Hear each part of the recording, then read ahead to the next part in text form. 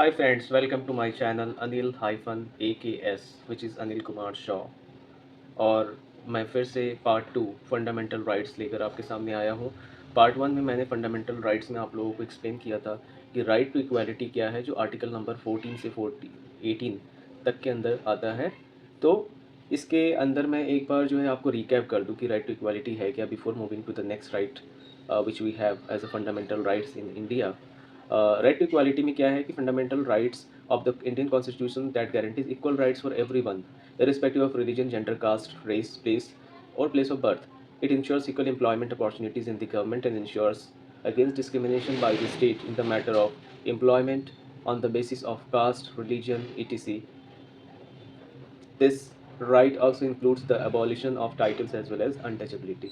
तो quote unquote अगर मैं कहूँ, इसका मतलब यही है कि इक्वल राइट्स, इक्वालिटी की बात की गई है इसमें, इरिस्पेक्टिव ऑफ जेंडर, आपका लिंग क्या है, स्त्रीलिंग पुल्लिंग, मेल फीमेल, ट्रांसजेंडर, आपका धर्म क्या है, हिंदू मुस्लिम सिख ईसाई, ठीक है, बौद्ध क्रिश्चियन कुछ भी हो, और कास्ट जो भी हो, मतलब upper caste, lower caste, schedule caste, race, जाति जैसी भी हो, कोई भी जाति हो, पिछड़ी जाति, अगली जाति, जन्म का स्थान जैसा भी हो, इन सबको इंश्योर करते हुए सबको इक्वल एम्प्लॉयमेंट की अपॉर्चुनिटी मिले गवर्नमेंट में, और सबके साथ जो है इंश्योर ये करे कि कोई डिस्क्रिमिनेशन ना हो, कोई डिस्क्रिमिनेट ना हो, कोई मतलब कि भेदभाव ना हो स्टेट के मैटर्स में।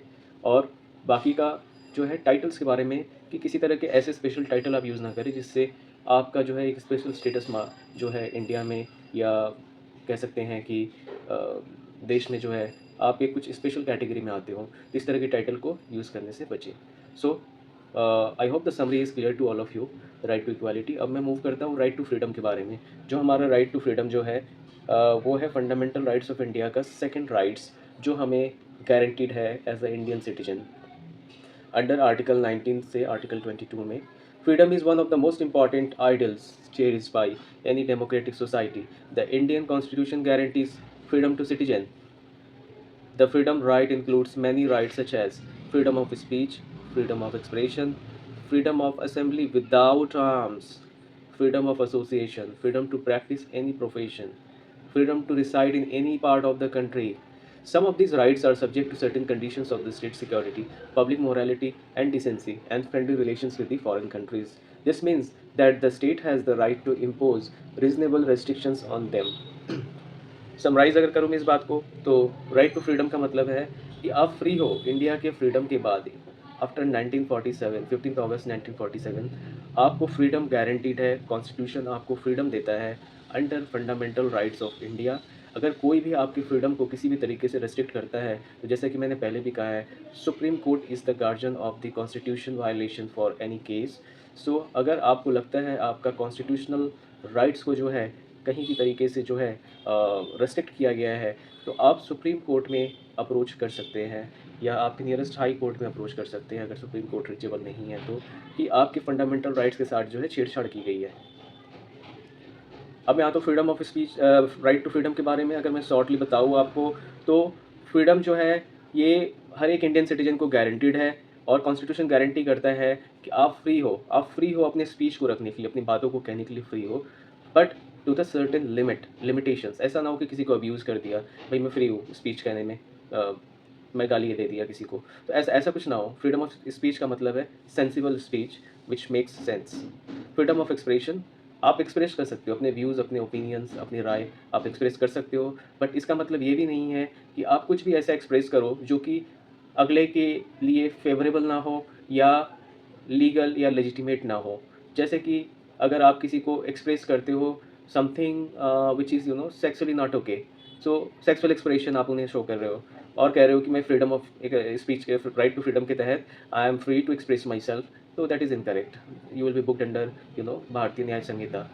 Freedom of assembly without arms, कहीं भी आप असेंबल हो सकते हो अपने राइट्स के लिए, और ग्रुप में असेंबल हो सकते हो, but there should be regulatory authorities which should be informed prior, और इंश्योर करना है कि वो जो असेंबली हो विदाउट आर्म्स हो, क्योंकि आर्म्स एंड एम्यूनेशन एक्ट के तहत आर्म्स एंड एम्यूनेशन जो है, person who is entitled to and have licence can only carry the arms. And for your knowledge, our defense sector, our forces can carry arms, but cops can carry arms, but general person carrying arms must have licence and the approval from the authorities. Freedom of association, आप free हो कोई भी association form करने के लिए जिसमें आप अगर किसी फ्लैट की बिल्डिंग और कंस्ट्रक्शंस होते हैं तो उसमें आप जो है उनकी मेंटेनेंस के लिए एक एसोसिएशन फॉर्म करो, या फिर एक ग्रुप ऑफ स्टूडेंट की एसोसिएशन फॉर्म करो, but should be for the good things, not for the bad things. अब ऐसा ना हो कि फ्रीडम ऑफ एसोसिएशन है तो I have associated, I have created a freedom, I have created association for demolishing countries peace, और country के शांति को भंग करने के लिए मैंने एक एसोसिएशन जो क्रिएट कर दिया, तो that is again illegal. Freedom to practise any profession, आप किसी भी तरीके की प्रोफेशन को आप जो है प्रैक्टिस कर सकते हो, इसमें कोई रेस्ट्रिक्शन नहीं है बेस्ड ऑन द एलिजिबिलिटी। अगर आप एलिजिबल हो, company secretary, law, CA, CS, ICWA, doctor, engineer, किसी भी तरीके के प्रोफेशंस को आप चूज़ कर सकते हो बेस्ड ऑन योर एलिजिबिलिटी। इस पे कोई रेस्ट्रिक्शन नहीं है कॉन्स्टिट्यूशन को कि person X can only be doctor, person Y can not be a doctor. Freedom to decide in any part of the country, country के किसी भी पार्ट में आप रह सकते हो, फ्रीली रह सकते हो। भारत आपका है, आप आज़ाद देश में रहते हो, किसी भी जगह आप फ्रीली रह सकते हो, किसी भी स्टेट में आप फ्रीली रह सकते हो, इंडिया और इसकी बाउंड्रीज़ में भी आप जो है फ्रीली रह सकते हो, but subject to certain conditions of the state security. अब ऐसा ना हो कि अगर फ्रीडम का मतलब ये नहीं है कि आप जो है कहीं भी रहना चाहते हो तो आप जाके कल वो क्लेम कर दो कि मैं राष्ट्रपति भवन में रहना चाहता हूँ, नहीं, मैं गवर्नर हाउस में रहना चाहता हूँ, नहीं, मैं सीएम हाउस में रहना चाहता हूँ, नहीं। Those are designated to the designated officials, वो उनके लिए है। बट हाँ, ऐसा है कि आपको मन है जयपुर जाके घूमना है तो आप जयपुर जा सकते हो, आप वहाँ पे किसी भी होटल में रुक सकते हो, कहीं भी घूम सकते हो। और इसी तरह करके मैंने जयपुर का नाम लिया, मैं भी अदर प्लेसेस भी आप जा सकते हो। बट ऐसा नहीं है कि वहाँ के गवर्नमेंट ऑफिशियल्स की बिल्डिंग में आप जो है ट्रेस पास करो। अगर ट्रेस पास करते हो under even freedom to reside in any part of the country के तहत भी, तो वो ट्रेस पासिंग में जो है भारतीय न्याय संहिता के तहत आपको जो है उस पर जो है law will not allow up. तो इस तरह की चीज़ें आपको सोचनी है। फंडामेंटल राइट्स हमें दिए गए हैं to ensure that after freedom of India, our freedom should not be compromised at any chance. But अगर आपको लगता है कि आपका फ्रीडम कॉम्प्रोमाइज़ हो रहा है, ये सारे फ्रीडम जो मैंने मेंशन करे, freedom of speech, freedom of expression, freedom of assembly without arms, freedom of association, freedom to practise any profession, freedom to reside in any part of the country, तो ये सारे अगर जो है कहीं ना कहीं कॉम्प्रोमाइज़ हो रहे हैं तो most welcome, you can consult with my self also, I will guide you how to proceed with the case filing. I may have the idea, what best idea I have, I will definitely help you, or you can approach to the legal professionals or the lawyers who can help you to file the case. But never ever be in fear my friend, कभी डरो मत, ये मत सोचो कि आप किसी से कम हो, ठीक है। Always think your self equal, because ये आपका फंडामेंटल राइट्स है। ये पर्सन ए से लेके पर्सन जेड तक, पर्सन 1 से लेके पर्सन 100 तक, सबके पास ये राइट्स इक्वल है। फिर हम अपने आप को डिफरेंशिएट क्यों करें।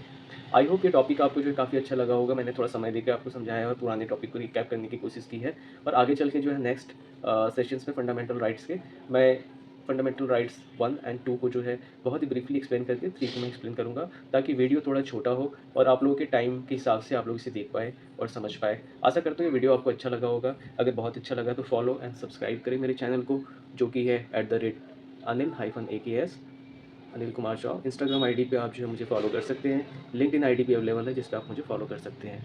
बाकी के लिए कंटेंट के लिए आप मेरे चैनल को देखते रहें, और आपका जो प्यार है वो कमेंट और लाइक के ज़रिए जो है डेफिनेटली शेयर करें।